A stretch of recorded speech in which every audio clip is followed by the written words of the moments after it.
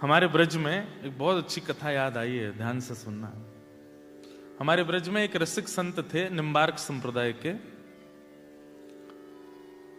श्री भट्ट देवाचार्य जी। तो वैष्णव रूप में रहते थे, द्वादश तिलक लगाते थे और द्वादश तिलक लगा करके अंकित करके कंठी आदि पहन करके बढ़िया सुंदर सिंहासन पर बैठ के भजन करते थे।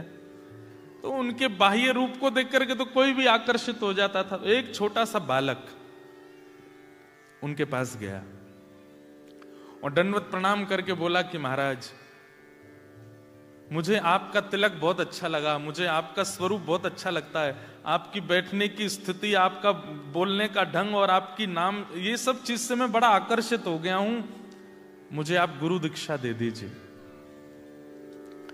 तो श्री भट्ट देवाचार्य जी बोले, तुमको केवल हमारा तिलक, भजन, बोलने का तरीका और ये सभी प्रिय लगा है और तुम इसी से ही आकर्षित होकर दीक्षा लेने आ गए हो, 2 बार सोच लो। बोले मैंने सोच लिया, मुझे तो बस मेरे पलक झपकने का मन नहीं होता, आपको देखता रहूं, ऐसा लगता है कि आपका मुखमंडल कितना सुंदर है, आपके नेत्र कितने सुंदर हैं, आप कितने बढ़िया लगते हो, आप ही मुझे दीक्षा दे दीजिए। तो भट्ट देवाचार्य जी बोले ठीक है, मैं एक प्रश्न करूंगा, उसका उत्तर सही देना। बोले बताइए। बोले तुमको मेरे अलावा और क्या दिख रहा है? तो बालक बोला, आप दिख रहे हैं, आपका आसन दिख रहा है, आपका तिलक दिख रहा है, आपके सामने पोथी रखी है वो दिख रहा है, आपके हाथ में माला है, आपकी शिखा दिख रही है, आदि आदि जो जो बाह्य रूप था वो सब बता दिया। तो भट्ट देवाचार्य जी हंसे और बोले, अभी तुम दीक्षा के योग्य नहीं हो। चरणों में गिर गया, रोने लगा। बोले आप दे दीजिए ना दीक्षा, मैं और प्रयास करूंगा, अच्छा निखरने की कोशिश करूंगा। तो भट्ट देवाचार्य जी बोले, दीक्षा के बाद मैं कोई आज्ञा करूंगा तो तुम मानोगे? बोले हाँ मानूंगा। तो बोले मैं पहले आज्ञा कर देता हूं, बाद में दीक्षा दूंगा। बोले क्या आज्ञा है? बोले मानोगे? बोले पक्का मानूंगा। ध्यान से सुनिएगा। तो भट्ट देवाचार्य जी बोले, गोवर्धन चले जाओ और 12 साल तक नित्य परिक्रमा करो, रोज परिक्रमा, और 12 साल तक बेनागा परिक्रमा करके लौट के आओगे, तब हम तुमको दीक्षा देंगे। बालक बोला, छल लिया आपने तो मुझे। आपने कहा दीक्षा के बाद आज्ञा करूंगा तो भी मानना है, पहले कर देता हूं तो ये ऐसी आज्ञा करिए, मतलब 12 साल तक तो मैं कुछ कर ही नहीं सकता।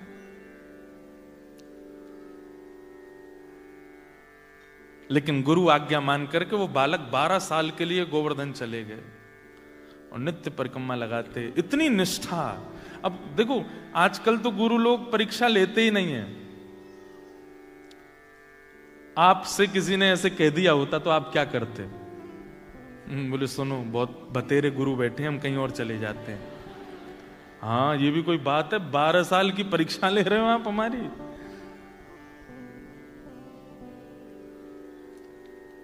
तो चले गए, वो बालक भी चला गया। गुरुजी 2 प्रकार से परीक्षा ले रहे थे, निष्ठा देखूं, निष्ठा कैसी है, मानता है कि नहीं, और फिर 12 साल के तप से जो परिवर्तन आएगा दृष्टि में, उससे इसी का भला होगा।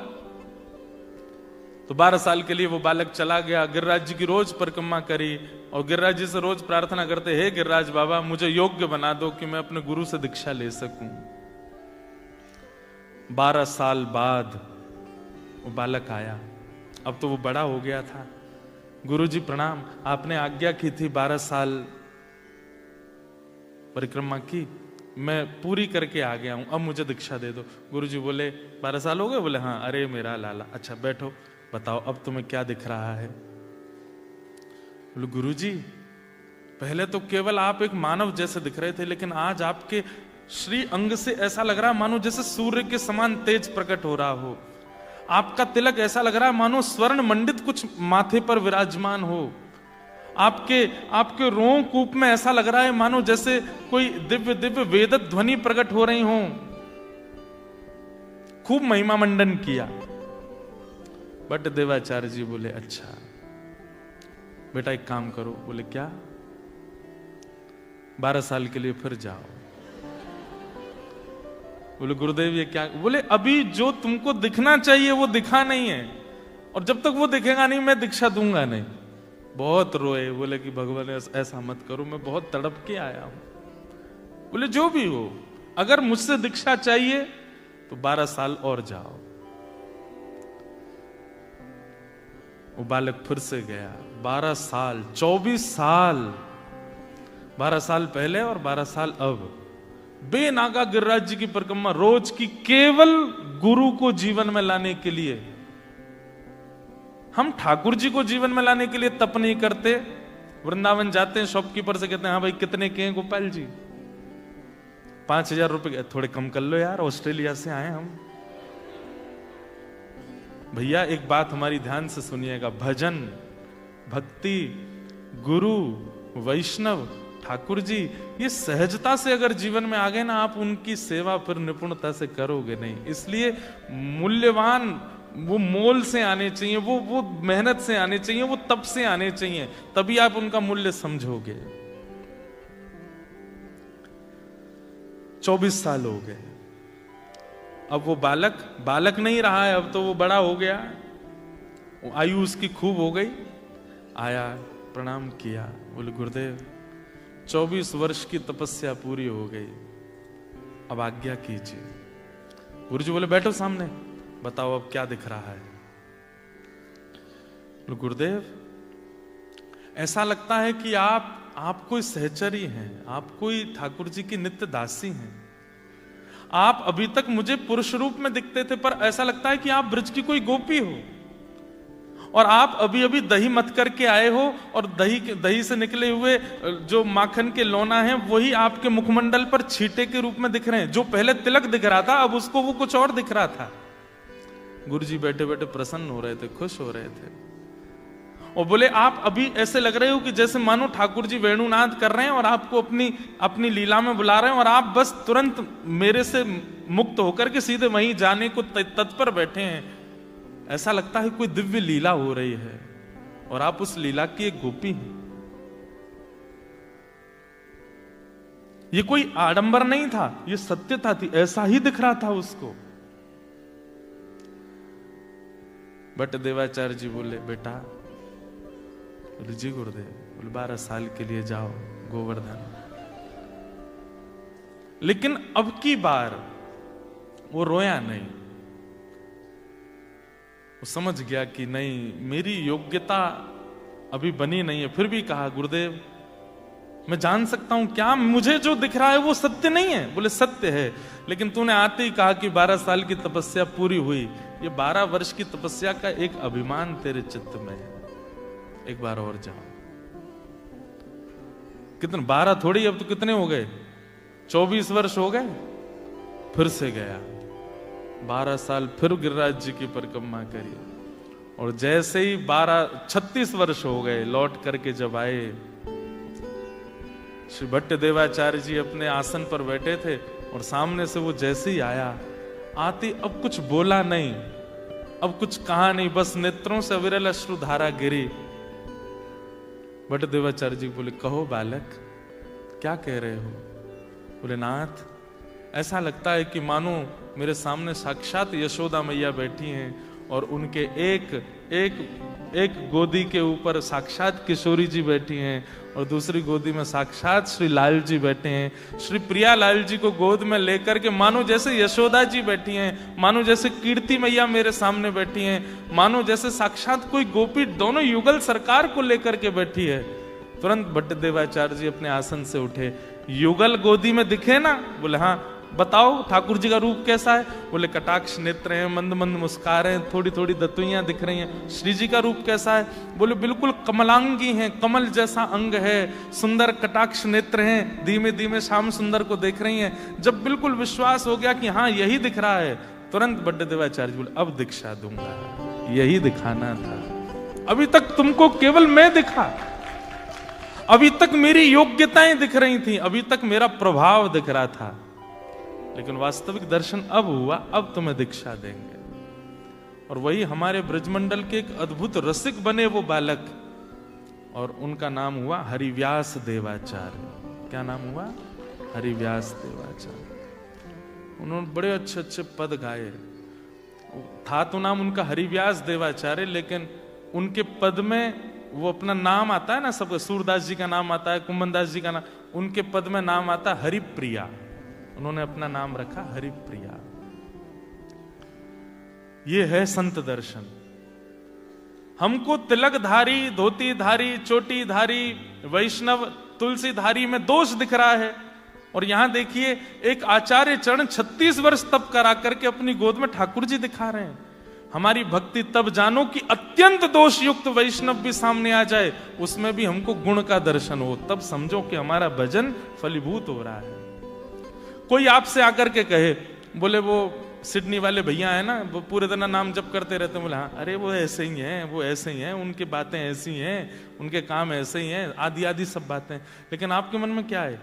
भैया देखो, मेरे सामने उनकी निंदा मत करो। ठीक है, वो होंगे जैसे भी हों, पर मुझे उनके बारे में ऐसा मत बोलो।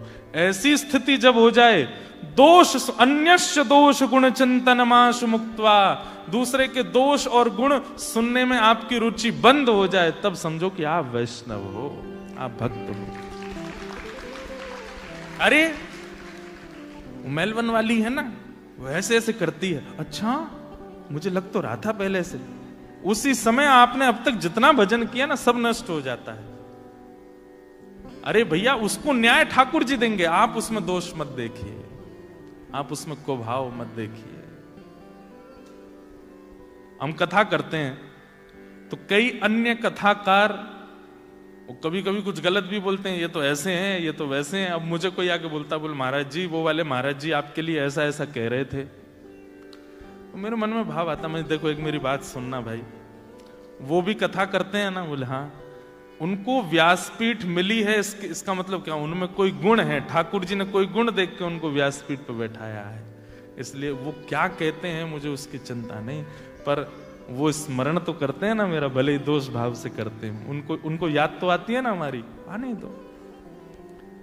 ऐसे विचार बनाओ, ऐसा एक हरि व्यास उनका एक पद सुना दें, जिनकी 36 वर्ष की तपस्या थी। 36 वर्ष में वास्तव में गुरु जी ने उनको हरिव्यास देवाचार्य बनाया। उनका एक बहुत सुंदर, ऐसे तो बड़े सुंदर सुंदर पद हैं उनके, लेकिन एक बहुत सुंदर पद है, जीवन धन राधा वल्लभ लाल, जीवन धन राधा वल्लभ लाल, जीवन धन राधा वल्लभ लाल, जीवन धन राधा वल्लभ लाल, कृष्ण वल्लभा रसिक राधा, कृष्ण वल्लभा रसिक राधा। एक बात सुनिए, मुझे बहुत आश्चर्य हो रहा है कि मैं ऑस्ट्रेलिया में ये सब भाव सुना रहा हूं। ये ढूंढने से नहीं आते, भारत में कई जगह पर कथा करने पर। निश्चित ही आपको अभिमान हो इसलिए नहीं बोल रहे हैं, यहां जरूर वैष्णव रसिक जन बैठे हैं, तभी ये भाव प्रकट हो रहे हैं, तभी ये भाव आ रहे हैं। गाइए मेरे साथ में, बहुत अच्छा स्वर है आपका।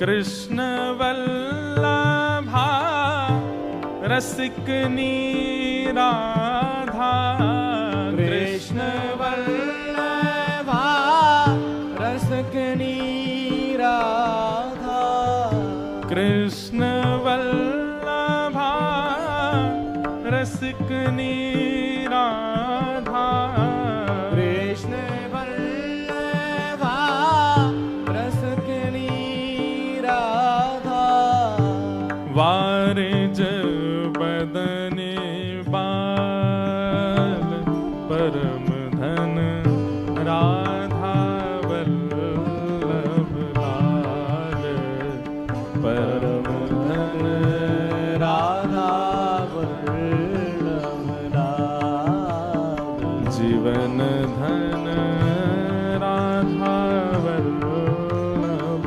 लाल। धन राधा वल्लभ लाल।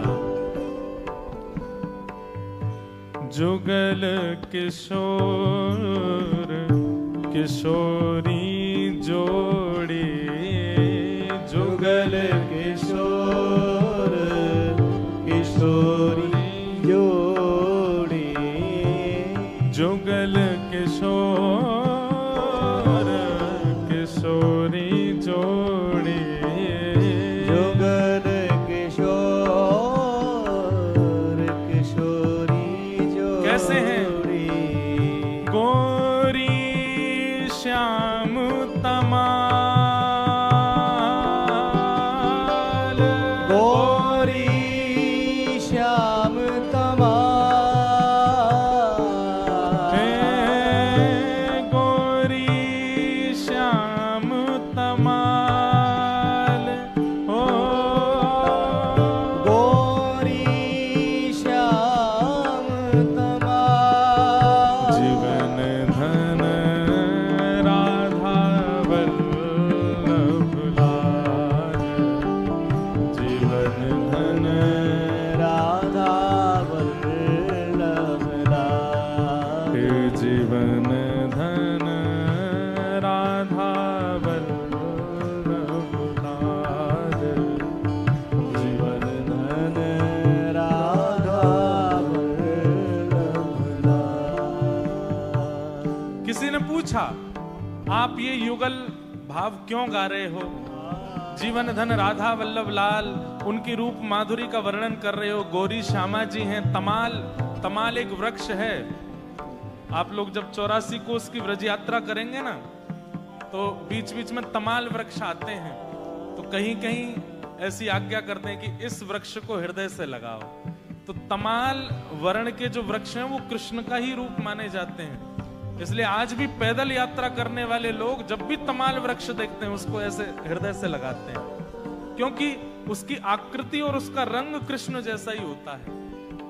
इसलिए कई जगह श्री कृष्ण के वर्ण को तमाल वृक्ष से वर्णित किया गया है।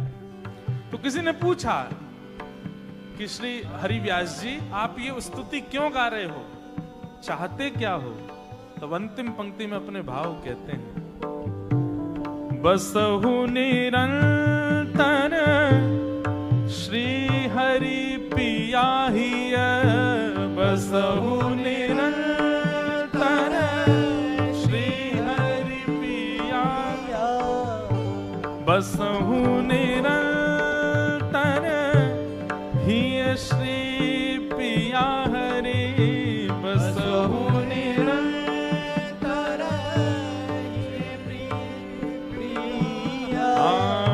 बसहु निरंतर श्री हरि पिया हिय, बसहु निरंतर श्री हरि पिया हिय, आनंद रूप रसा,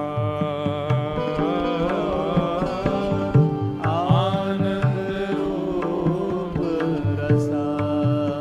जीवन धन राधा वल्लभ लाल, जीवन धन राधा वल्लभ लाल, परम धन राधा वल्लभ लाल, परम धन राधा वल्लभ लाल, हे जीवन धन राधा वल्लभ लाल, जीवन धन राधा वल्लभ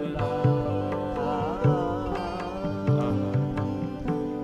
बसहु निरंतर श्री हरि पिया हिय, बसहु निरंतर श्री हरि। हरि राम हरि व्यास देवाचार्य जी का जो निकुंज का नाम है वो क्या है? हरिप्रिया। जब गुरु दीक्षा होती है ना तो गुरु जी भी एक नाम देते हैं। गुरु दीक्षा के बाद, गुरु दीक्षा के बाद गुरु जी जो नाम देते हैं ना, फिर ठाकुर जी आपको उसी नाम से ही जानते हैं।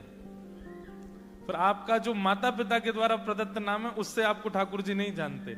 इसलिए हमारे यहाँ नियम कहते हैं कि जब दीक्षा हो जाए तो गुरु जी जो नाम दें, पूरी दुनिया में तो आप माता पिता वाले नाम को रखो, जॉब में भी उसी नाम को रखो, सोशल अकाउंट पे भी उसी नाम से रहो, दुनिया में उसी नाम से जाओ, पर जब जब ठाकुर जी के सामने जाओ अपने गुरु द्वारा प्रदत्त नाम से ठाकुर जी को प्रणाम करो। हे नाथ, हरिप्रिया दासी का आपको प्रणाम।